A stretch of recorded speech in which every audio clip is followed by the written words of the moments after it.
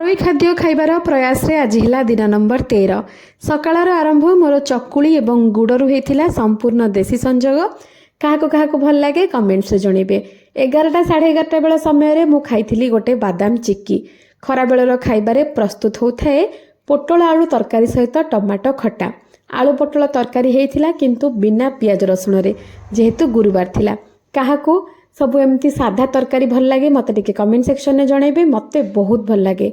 मु खाइथिली चकुली सहित पोटल आलू तरकारी एवं घरे घी होइथिबारु किछि कोरुआ एवं टमाटो खटा। कोरुआ सहित मुढ़ी क्या खाइबा भल लगे से भी कमेंट्स जनइबे। संध्या बेला खाइबारे चूड़ा भजा सहित सेउ एवं आधा कप चा पीथिली। बहुत दिन चा न पीथिबारु कम चीनी रे हेथिबा आधा कप चा मु काली संध्यारे पीथिली। राति रे मन को जहाँ आसिला सेमिति गोटे रोल सिझा छोले सहित रुटी को नहीं करी खाइली एवं गरम पानी पी सोइबा को गली।